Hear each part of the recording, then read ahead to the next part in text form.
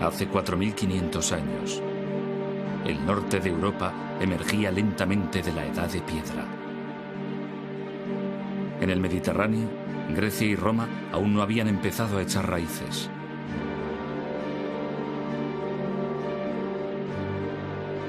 Mesopotamia todavía estaba muy lejos de la llegada del gran imperio asirio. Pero en el sur, en la zona nororiental de África, tomaba cuerpo algo sin paralelo en la antigüedad.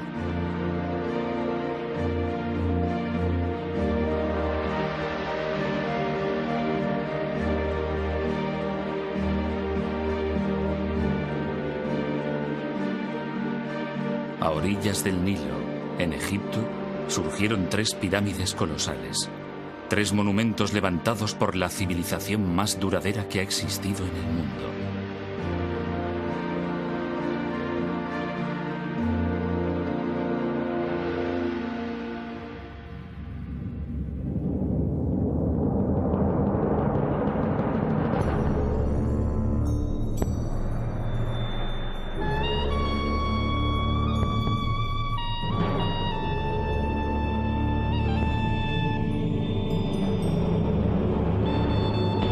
Egipto.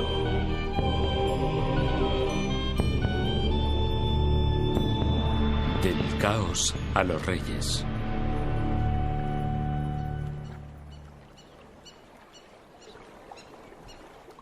Cuando el historiador griego Heródoto visitó Egipto, 4 siglos y medio antes de nuestra era, quedó impresionado. Las maravillas eran mayores que en cualquier otro país, observó.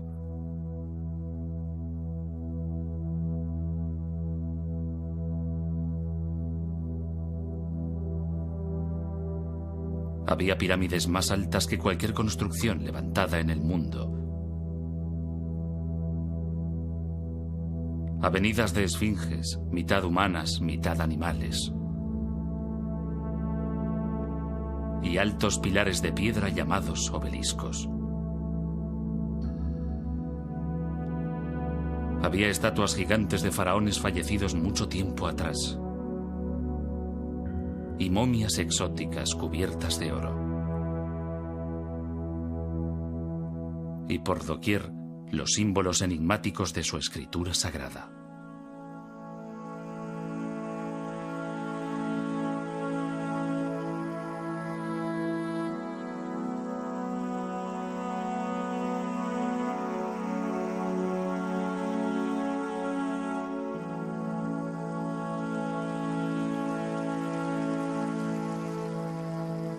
Aquí, llegada de los abismos del tiempo, había una civilización que había florecido durante más de 3000 años. Para los antiguos, Egipto ya era antiguo.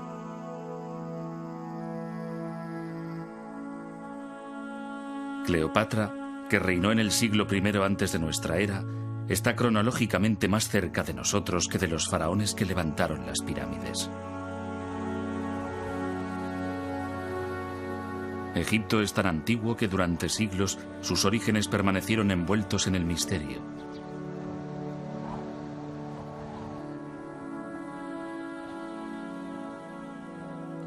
Incluso los propios egipcios no tenían una idea precisa de su antigüedad ni de su origen.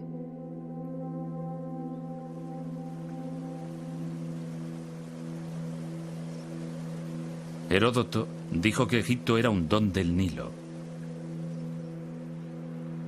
Pero los egipcios sabían desde el principio que la vida en el Nilo podía ser muy precaria. Rodeados por una extensión infinita de desierto, vulnerables ante un río impredecible y un clima que podía cambiar súbitamente, la civilización egipcia se forjó en parte como respuesta a un entorno natural muy duro.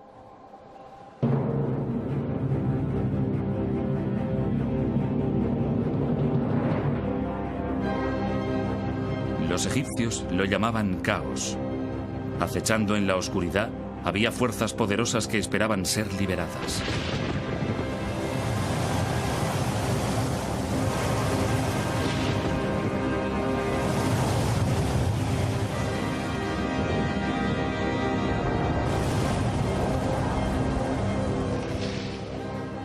La catástrofe podía llegar en cualquier momento y por ello los egipcios se aferraban a una creencia profunda.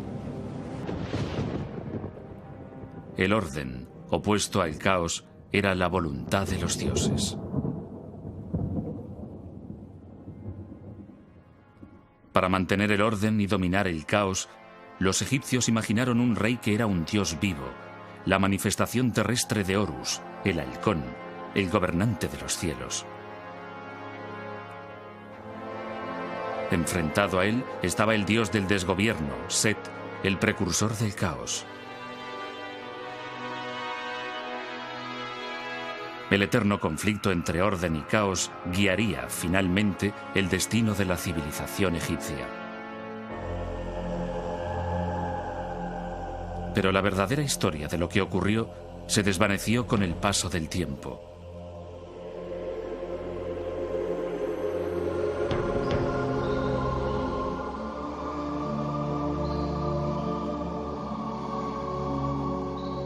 En el crepúsculo de la grandeza de Egipto, hacia el año 300 antes de nuestra era, un sacerdote llamado Manetón inició la titánica tarea de compilar la primera historia completa de Egipto.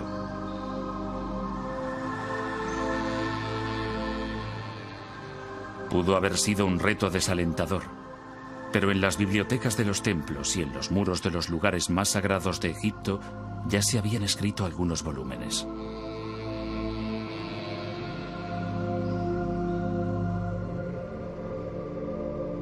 Unos 1000 años antes del nacimiento de Manetón, el faraón Setos I construyó un templo en Abido dedicado a Osiris, el dios de los muertos.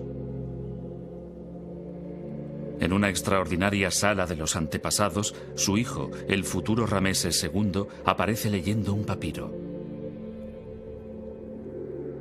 El documento, grabado en el muro con escritura jeroglífica, contiene una lista de 76 nombres reales en orden cronológico.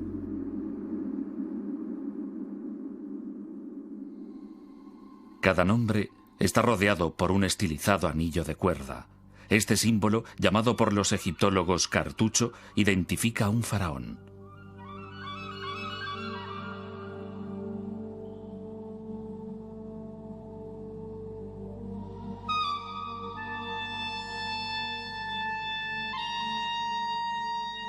Utilizando documentos como este, Manetón dividió su historia en 30 dinastías reales.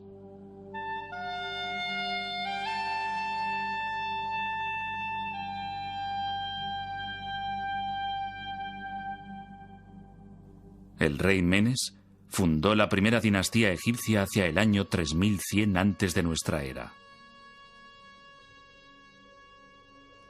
Según Manetón, reinó 62 años, durante los cuales expandió las fronteras de Egipto y adquirió una notable fama antes de ser arrollado por un hipopótamo.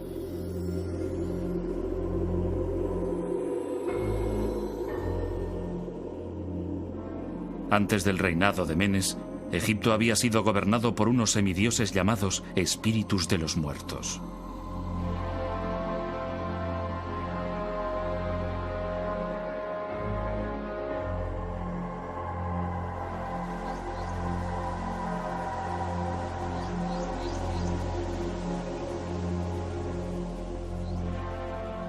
Pero sus nombres se habían perdido en el olvido hacía mucho tiempo. ¿Eran los espíritus de los muertos historia o mitología? ¿Dónde empezó en realidad la civilización egipcia? Irónicamente, no comenzó en las orillas del Nilo.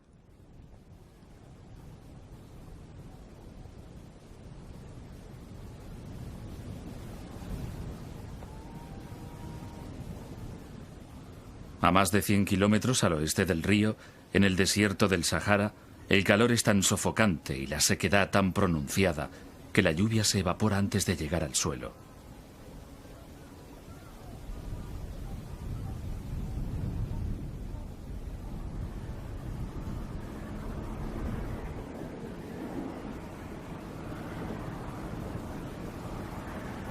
Aquí, en este paisaje desolado, vivió una tribu de nómadas que pudieron haber sido los antepasados de los faraones.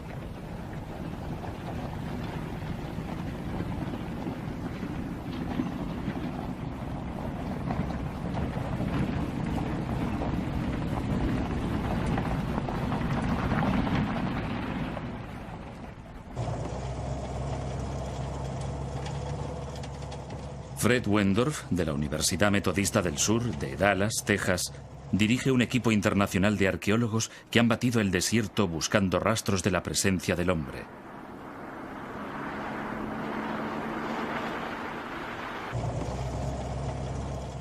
En 1974 localizaron un antiguo asentamiento en el borde de una depresión poco profunda que llamaron Playa Napta.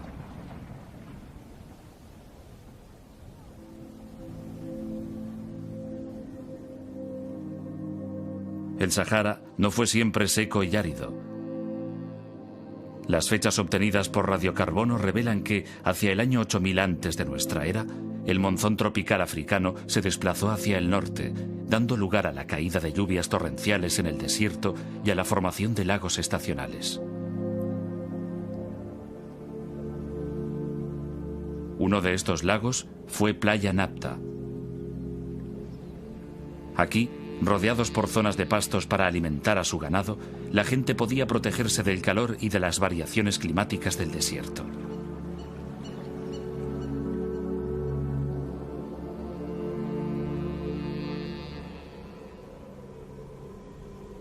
Pero la lluvia era impredecible, y sin ella el lago se secaba. 3 días sin lluvia señalaban el paso de la vida a la muerte.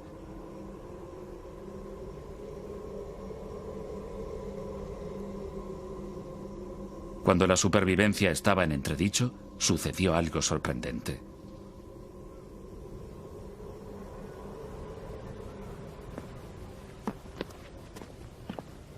El codirector de la expedición, Romuald Schill, de la Academia Polaca de Ciencias, descubrió un pequeño círculo de piedra, un Stonehenge en miniatura, pero 2000 años más antiguo. En su opinión, pudiera haber servido para predecir la llegada de la estación de las lluvias.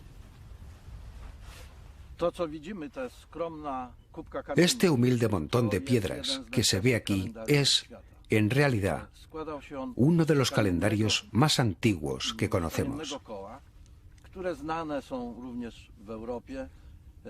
Consistía en un anillo y 2 alineaciones de piedras verticales que yo llamo puertas. Pueden verse aquí y allí, y una de las alineaciones señala exactamente el norte.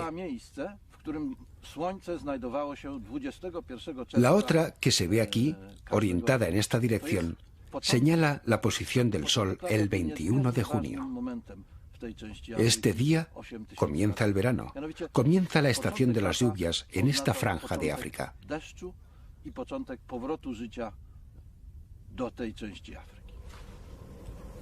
El descubrimiento de este calendario circular solo fue el inicio de una serie de hallazgos.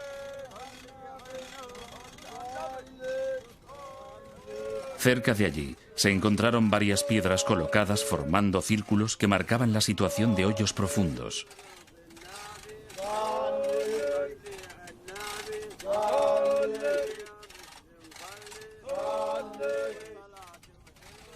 Las piedras, algunas de las cuales pesaban más de 1,5 toneladas, no procedían de Playa Napta, habían sido llevadas hasta aquí desde una lejana cantera.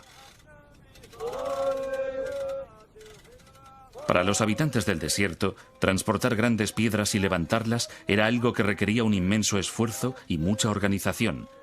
Siendo así, ¿por qué lo hicieron?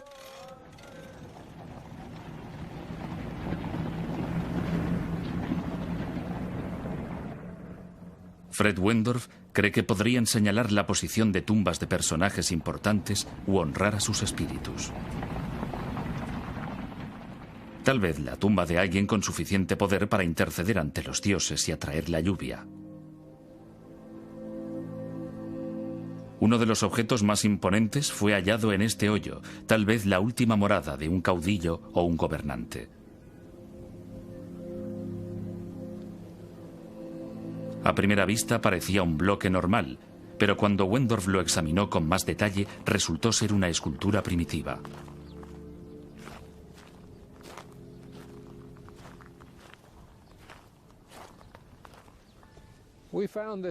Encontramos esta piedra de enormes dimensiones y muy bien labrada en este hoyo, 1 metro por encima de una gran roca que tiene forma de hongo y que le servía de base.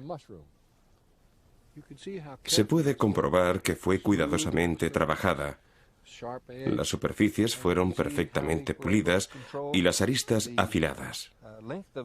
También se aprecia que sabían cómo controlar el tamaño del bloque haciendo las incisiones que se ven en esta cara. Después, mediante una cuña, quitaban los pedazos sobrantes en los lugares exactos que querían. Es un ejemplo impresionante de piedra labrada y podría señalar el inicio de la fascinación de los egipcios por los trabajos con grandes piedras.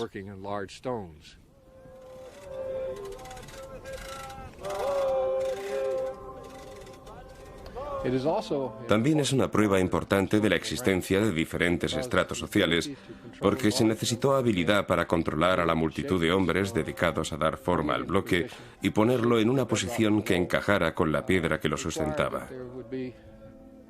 Para ello fue necesario que un gran número de hombres trabajara durante un largo periodo de tiempo, lo cual indica que quien los mandaba tenía una categoría superior a la de los demás.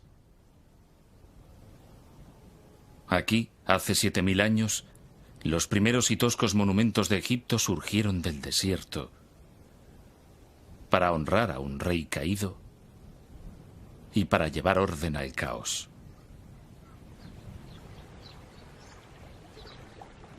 Pero para los habitantes de Playa Napta, el tiempo llegaba a su fin.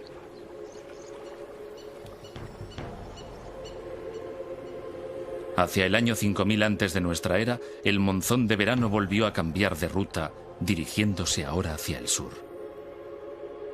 La lluvia finalmente cesó y los oasis, como el de Playa Napta, se secaron para siempre.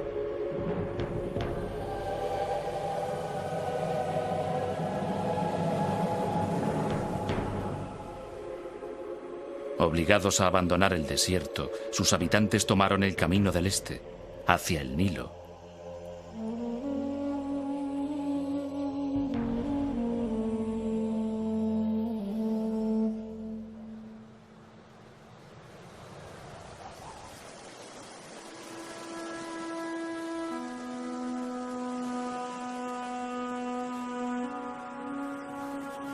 El Nilo es la sangre que da vida a Egipto.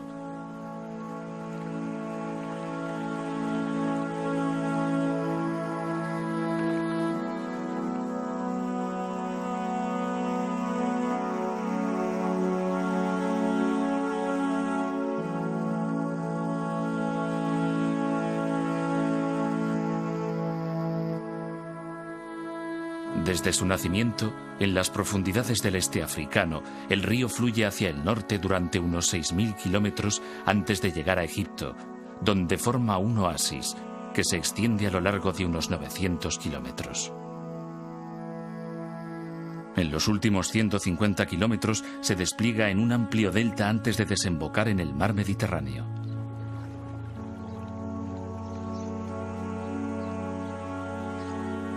Para la historia egipcia, el Nilo fue a la vez una bendición y una maldición. Una vez al año, cargado con el agua de las lluvias monzónicas en Etiopía, el río inundaba sus riberas depositando una tierra muy fértil que los egipcios llamaban Tierra Negra.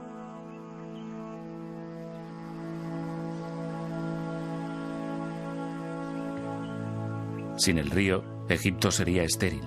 Con él, es una de las regiones más fértiles de la tierra.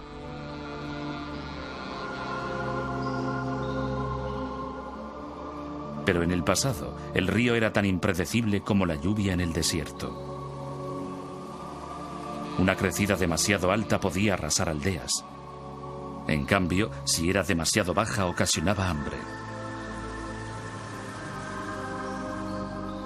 Para escapar del caos de la incertidumbre, los egipcios idearon el primer calendario del mundo basado en 3 estaciones de 4 meses cada una. Es el modelo del calendario que utilizamos en la actualidad. Pero entonces no estudiaban el tiempo, estudiaban el Nilo.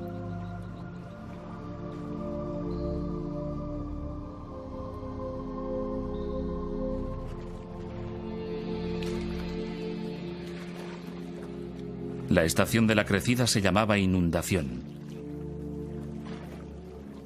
En invierno, cuando el agua se retiraba, se procedía a cultivar la tierra emergente. Durante la estación seca, cuando el Nilo estaba en su nivel más bajo, se realizaba la cosecha.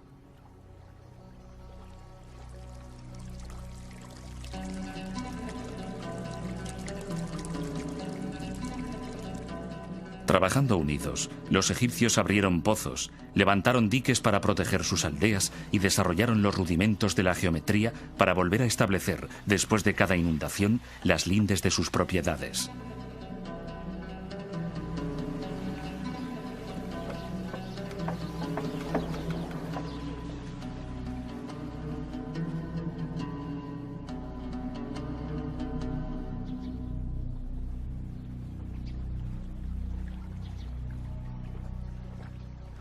En el año 4000 antes de nuestra era, cuando los habitantes de Playa Napta ya se habían instalado en el valle del Nilo, empezaron a aparecer los primeros indicios de la civilización egipcia.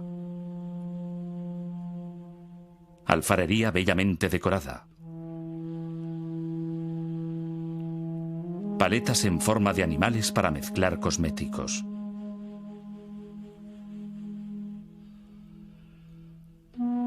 Y cuchillos de pedernal tan bien acabados que nunca han sido igualados, algunos con mangos de marfil bellamente tallados.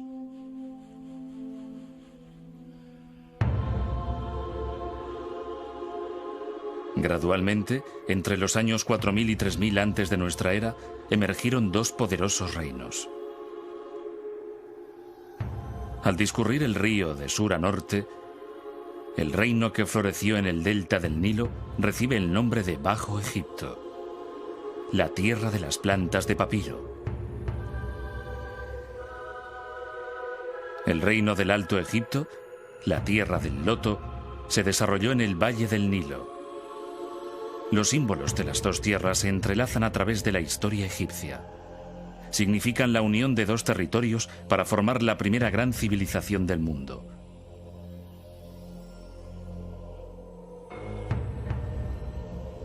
Lo que ha desconcertado largo tiempo a los arqueólogos es cómo y cuándo tuvo lugar esta unificación.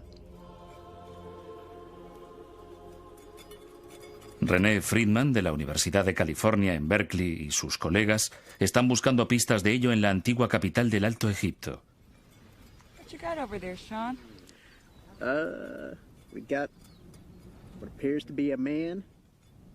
Llamada por los griegos Hieracómpolis, la ciudad del halcón fue la primera ciudad egipcia.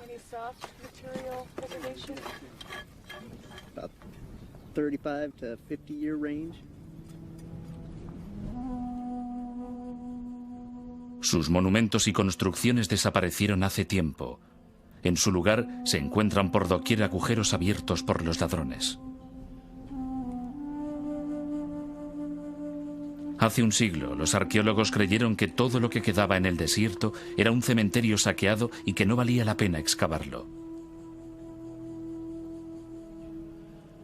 No podían imaginarse que en la arena se escondía una gran riqueza de nuevas informaciones.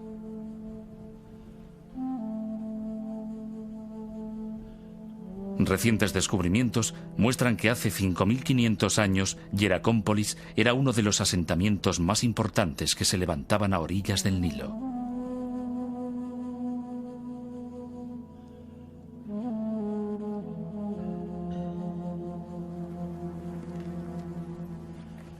Tenía unos 3 kilómetros de longitud y era una comunidad bulliciosa de agricultores, administradores, artesanos y alfareros. Un alfarero manufacturaba objetos de barro para sus vecinos. Firmaba sus vasijas presionando con el pulgar sobre el barro húmedo en el borde de las piezas. 5000 años más tarde, los fragmentos de esta cerámica aún cubren el terreno inmediato a su horno.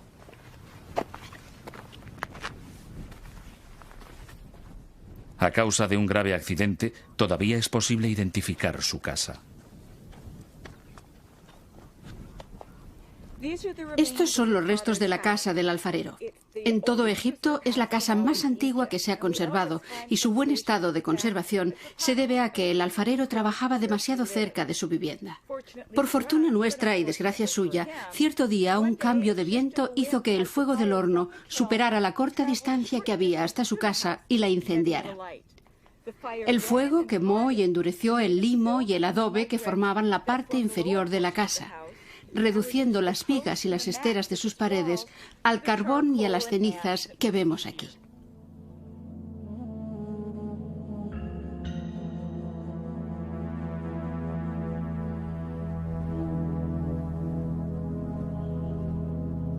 En la parte norte de la ciudad había un vasto complejo industrial donde se hallaban panaderías, graneros para almacenar trigo y las primeras cervecerías conocidas de Egipto.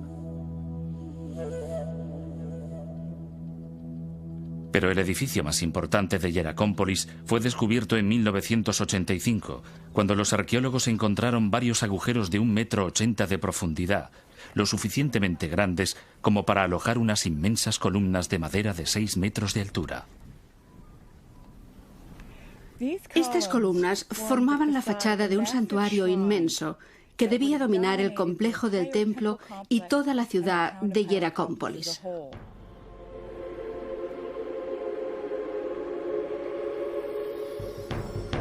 Es el primer templo conocido de Egipto.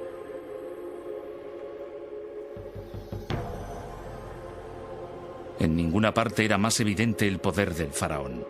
Durante las ceremonias rituales, el faraón, sentado en su trono, asistía al sacrificio de animales al dios halcón Horus, el patrón de todos los futuros reyes de Egipto.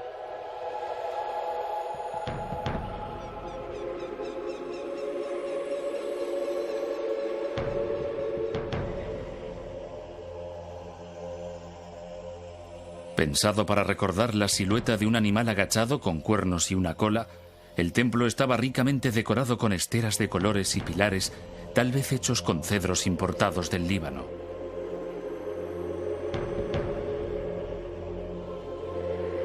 Fue el prototipo de todos los grandes complejos de templos que se construirían en el futuro y dominaba el paisaje de Hieracómpolis.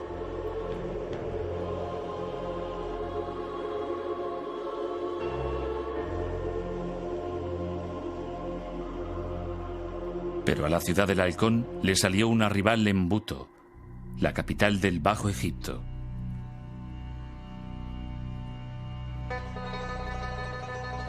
Situada al norte del Cairo moderno, en el delta del Nilo, todo lo que queda de Buto es un enorme montículo de tierra y escombros, y estas piedras y estatuas que datan de 2000 años después.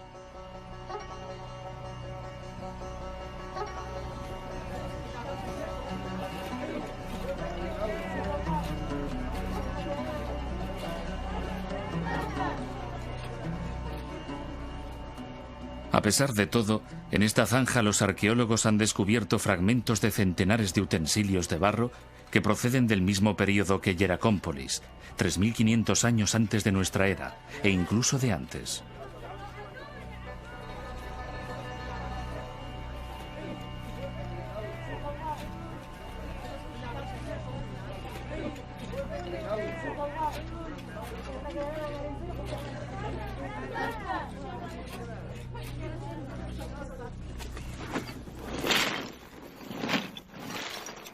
Dina Faltings, del Instituto Arqueológico Alemán, es la responsable de la excavación y una experta en el estudio de cerámica antigua.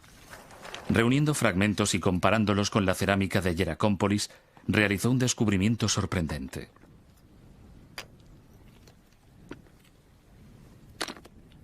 Buto, en tiempo remoto, había albergado una cultura muy diferente.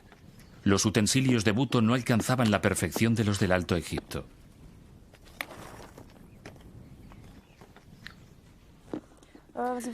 Tenemos aquí una vasija de cerámica formada por una base y unas láminas verticales dispuestas a su alrededor que simplemente fueron unidas y calentadas superficialmente para fijarlas al conjunto.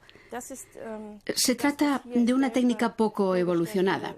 En contraste con esto, tenemos algunas importaciones del Alto Egipto, como esta vasija. Es pequeña y elegante, de mayor calidad. Se observa incluso con el sonido. Las paredes son delgadas y la técnica más depurada. En el Alto Egipto tenían mejores hornos y evidentemente los habitantes del Bajo Egipto que hicieron estas vasijas lo sabían. Trataron de imitarlos, pero como su conocimiento del oficio y su desarrollo técnico eran inferiores, Los resultados fueron deficientes, como ponen de manifiesto estas vasijas que hemos encontrado.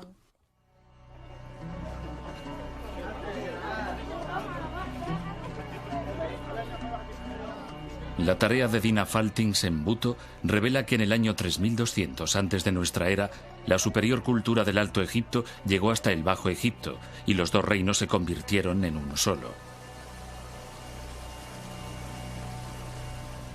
Pero, ¿fue una transformación pacífica? ¿O fue sangrienta?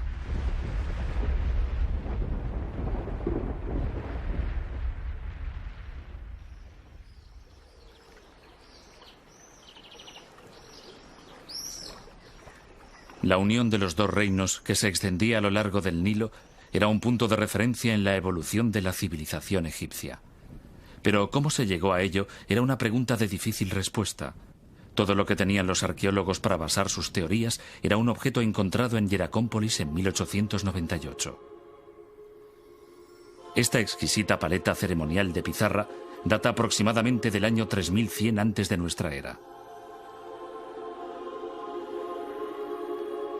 Está dedicada a un rey del Alto Egipto llamado Narmer, que algunos creen que fue el legendario rey Menes, el primer faraón de Egipto. En una de sus caras, Narmer, tocado con una corona acabada en forma de bulbo, está a punto de golpear a un prisionero en presencia de Horus, el dios halcón de Hieracómpolis.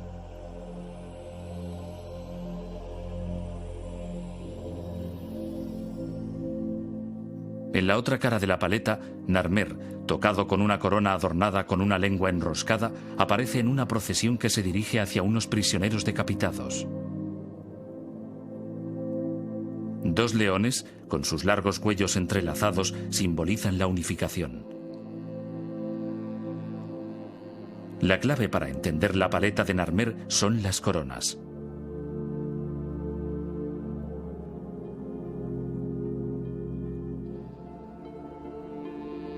En el Alto Egipto, el rey llevaba una corona blanca con el extremo superior en forma de bulbo. En el Bajo Egipto, una corona roja con una larga y prominente lengua. Juntas forman una doble corona que significa que el faraón se ha convertido en el señor de las dos tierras.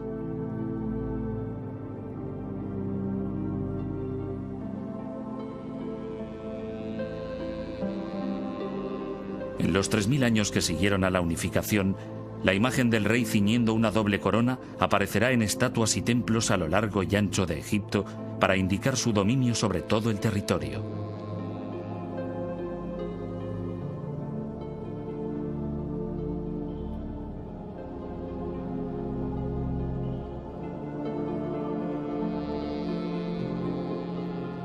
La paleta de Narmer parece confirmar que la unificación se llevó a cabo después de una conquista sangrienta. Durante un siglo fue la única prueba de ello, hasta que apareció un pequeño objeto en el cementerio real más antiguo de Egipto, Abido.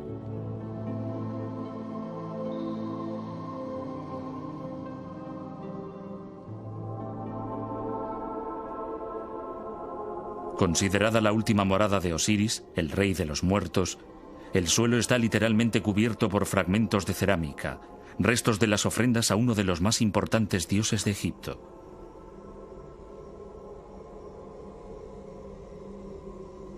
Mucho antes que los faraones construyeran las pirámides o tallaran sus tumbas en el Valle de los Reyes, los primeros gobernantes de Egipto fueron enterrados aquí en grandes tumbas construidas con adobe.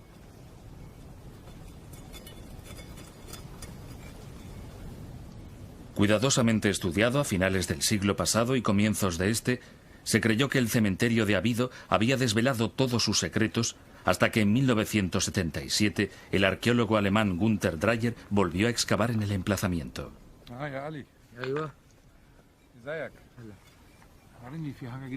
Desde entonces, él y su equipo han investigado de nuevo las tumbas de varios de los primeros reyes, incluyendo la del rey Narmer.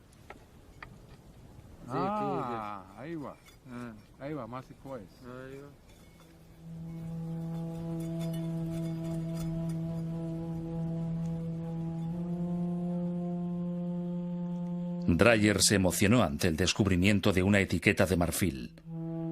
Este tipo de etiquetas solían ponerse en las tinajas de aceite. Aunque la que encontró era pequeña, encerraba una gran sorpresa. Parecía representar el mismo acontecimiento que la paleta de Narmer. Es una etiqueta de marfil del rey Narmer, hallada cerca de su tumba. Estas etiquetas servían para indicar la fecha de los cargamentos de aceite. En aquella época, las fechas se indicaban con los nombres de los años y estos nombres se elegían basándose en los acontecimientos más importantes del año correspondiente. En este caso, es una victoria del rey Narmer sobre los pueblos del delta. Y obviamente, es el mismo acontecimiento representado en la paleta de Narmer. De ello podemos concluir que la paleta de Narmer hace referencia a un hecho histórico que tuvo lugar en un año determinado. Pero la etiqueta es solo una pieza de un rompecabezas. Otro descubrimiento realizado en Abido sugiere que el proceso de unificación había empezado mucho antes del reinado de Narmer, por lo menos 5 generaciones antes. Bajo estos montículos de escombros, Dreyer encontró las tumbas de los reyes de una desconocida dinastía anterior que ahora los egiptólogos llaman la dinastía Cero. En las tumbas había otras etiquetas, algunas incluso más sorprendentes que la primera. Aquí, grabada en marfil, estaba la prueba clarísima de que los egipcios habían elaborado un sistema de escritura totalmente desarrollado, no solo antes de lo que se pensaba hasta entonces, sino incluso antes de que lo hicieran los sumerios en Mesopotamia, a los que se consideraban los primeros en producir un lenguaje escrito. La primera escritura sumeria, que vemos aquí, era un sistema de contabilidad formado por sencillas imágenes y números. La escritura egipcia ya contenía signos que correspondían a sonidos, como los alfabetos modernos. Todos los signos jeroglíficos de estas etiquetas representan sonidos. La serpiente representa el sonido Y. Junto a 2 triángulos forma la palabra Yu, que significa montaña. Estos símbolos significan las montañas de la oscuridad y se refiere al oeste, el lugar por donde se pone el sol.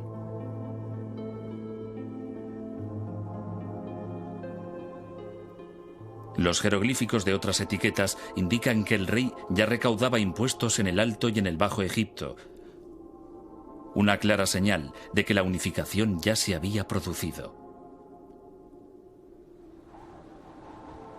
Para consolidar el reino, se construyó una nueva capital en el punto de encuentro del Alto y el Bajo Egipto. Fundada por el rey Menes, que algunos egiptólogos creen que es el histórico rey Narmer, Memphis estaba destinada a ser la mayor ciudad del país.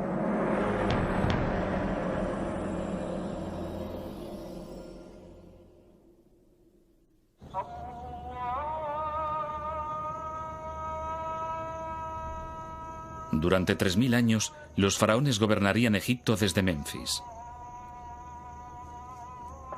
Hoy, de aquella ciudad solo quedan ruinas, pero nada que date de los tiempos del rey Narmer. Los egiptólogos hace tiempo que creen que la antigua capital siempre estuvo situada aquí.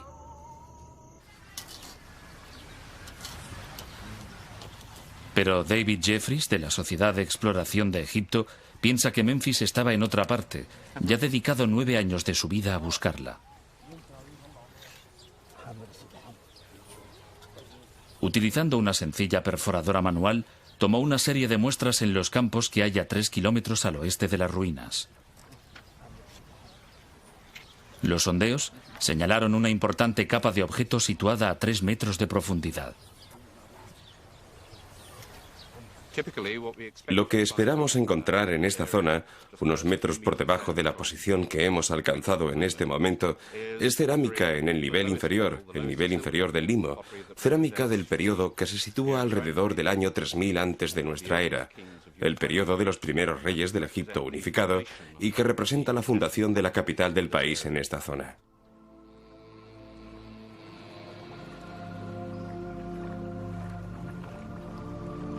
¿Cuál pudo ser la causa de que la primera capital de la nación, una gran ciudad con palacios y templos, casas y edificios administrativos, decidiera cambiar de emplazamiento? Dos grandes fuerzas naturales, el desierto y el Nilo. Ahora estamos en los límites del desierto occidental, mirando el valle del Nilo hacia los riscos orientales. Aquí el valle solo tiene 7 kilómetros de anchura. Es tan estrecho como en cualquier otra parte del norte del valle, y lo que creemos haber demostrado, estamos mirando hacia el área donde hemos estado haciendo estos sondeos, lo que creemos haber demostrado es que aquí el río fluía muy cerca de los límites del desierto y que la ciudad se extendía a lo largo del río, exactamente debajo de donde nos hallamos. Y que al llegar la arena del desierto occidental y al mismo tiempo desplazarse el río hacia el este, la ciudad siguió el movimiento del río hasta donde hoy están las conocidas ruinas de Midrashina, a unos 3 kilómetros a través del valle. El caos de los cambios del Nilo, por una parte, y el crecimiento del desierto, por otra, persiguieron a los egipcios durante toda su historia.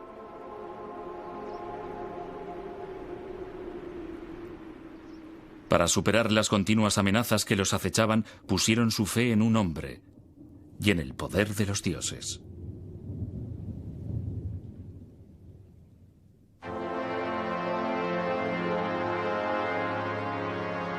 Para protegerse del desastre, los egipcios confirieron a su rey un poder absoluto y le adoraron como a un dios. Solo una divinidad podía hablar con los dioses y solo una divinidad podía alejar el caos. Para mantener el orden, llamado Maat, personificado por una diosa sentada con una pluma en la cabeza, el faraón realizaba rituales diarios. Para apaciguar a los dioses, construía lujosos templos provistos de comida, bebida y otras ofrendas.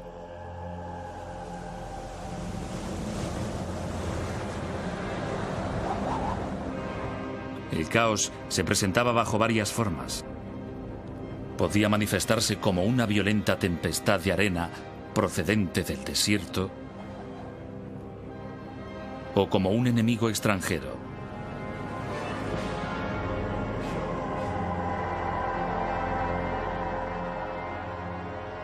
A través de la historia egipcia se repite una y otra vez la imagen de los faraones como guerreros triunfantes. Esta de Rameses II se encuentra en un templo construido unos 2000 años después de que Narmer conquistara el Bajo Egipto.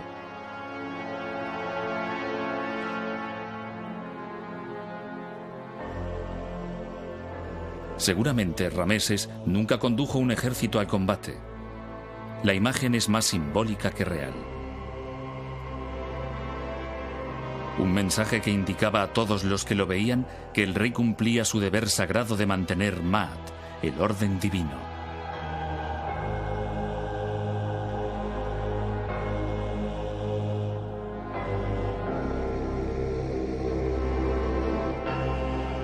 Parece más probable que los faraones supervisaran sus campañas militares a distancia.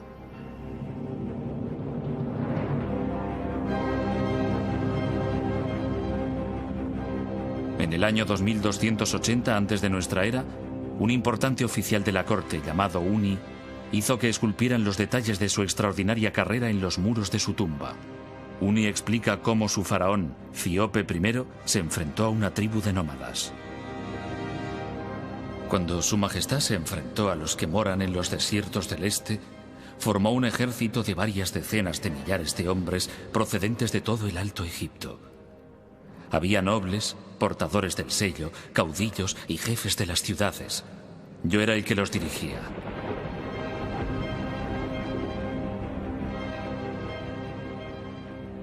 Este ejército volvió sano y salvo. Había asolado la tierra de los moradores de la arena. Había saqueado sus plazas fuertes. Había incendiado sus mansiones. Su Majestad me alabó grandemente por ello.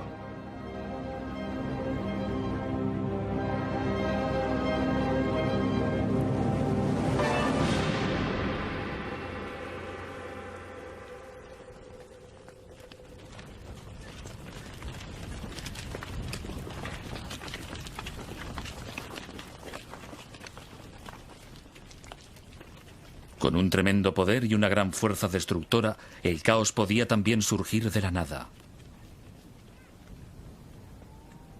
No muy lejos del emplazamiento de la antigua Memphis, en una cantera de Helouan, 30 kilómetros al sur del Cairo, está la presa más antigua del mundo.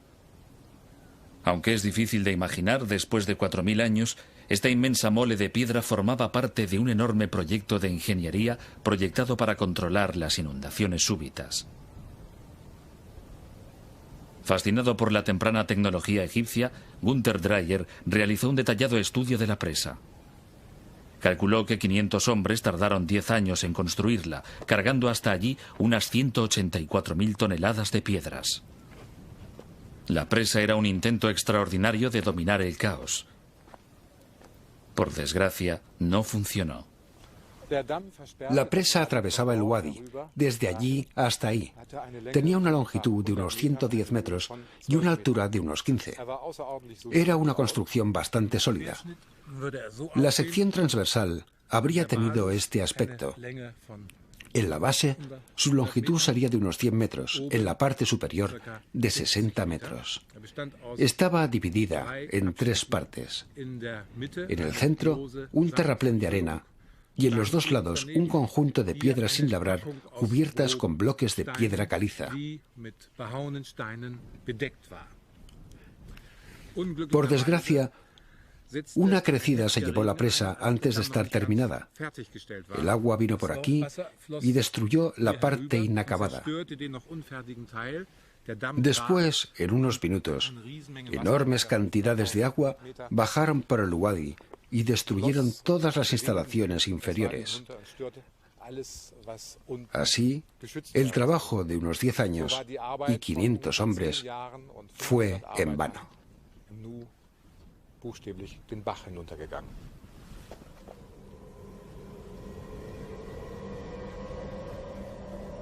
Para los egipcios que la construyeron, el desastre fue una trágica advertencia de lo destructivas que podían ser las fuerzas de la naturaleza y de la necesidad de una vigilancia constante.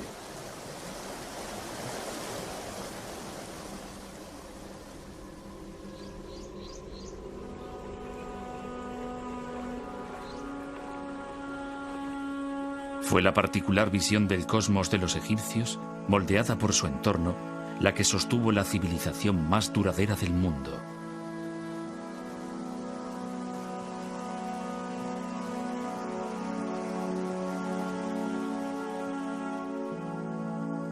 En el centro de todo ello estaba el faraón.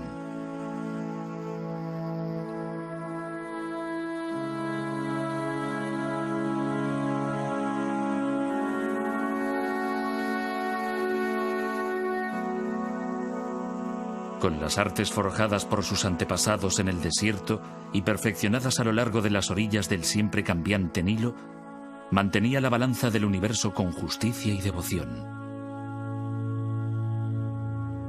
Luchaba contra los continuos y virulentos ataques de la naturaleza, las agitaciones sociales e incluso contra lo sobrenatural.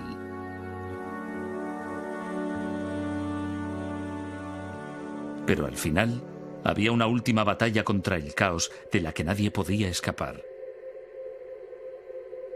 Aunque el faraón era un dios, también era un hombre. Debía morir.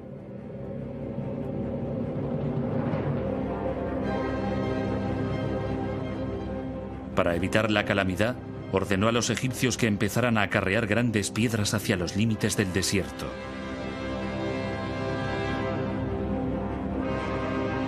Lentamente surgió una nueva clase de monumento que debía simbolizar el triunfo final del rey.